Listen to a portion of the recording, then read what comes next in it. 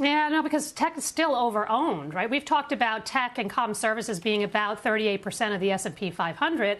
So if your market weight, you're almost like a quarter. You're over a quarter percent of a quarter of your portfolio is in technology, and so I think Snowflake has a lot to do with it. I think it's also de-risking. Look, we keep on getting whipsawed every other day, right? Between the macro headlines that you guys have been talking about in terms of Russia, inflation, and the Fed being behind the curve. And so what I try to do in times of uncertainty, Sarah, you know this about me. I try to focus on the fundamentals.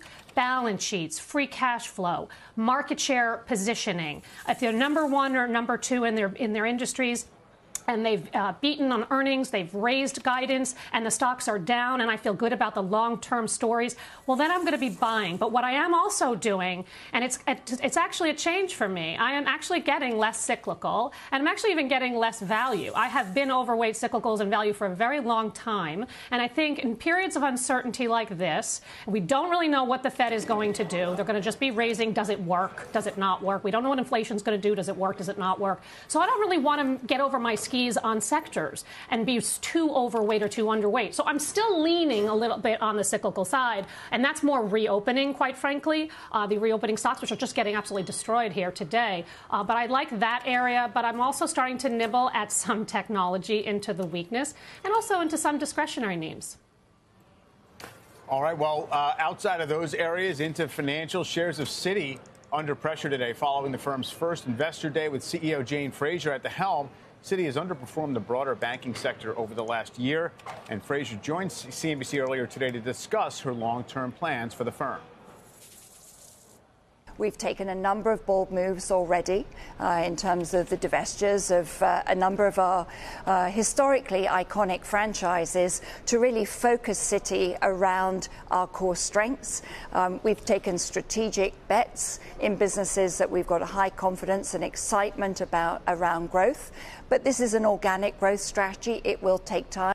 I think there's tremendous upside in our stock, and I'm looking forward to doing the job that's needed to get the execution done so that it gets realized.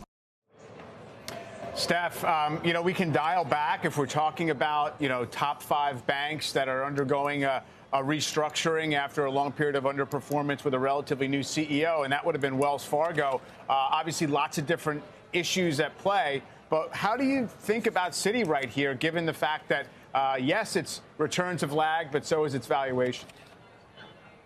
Yeah, I know it's really cheap, Mike. It's 0.6 times book value, right? And it actually yields about 3.5%. The problem is it's a value trap right now. It's early innings in the restructuring. You know I love restructurings, and you know I was in Wells Fargo fairly early. But she's even telling you, the CEO is even telling you that it's going to take years, that they need better execution. That has always been the beef with this company, poor execution.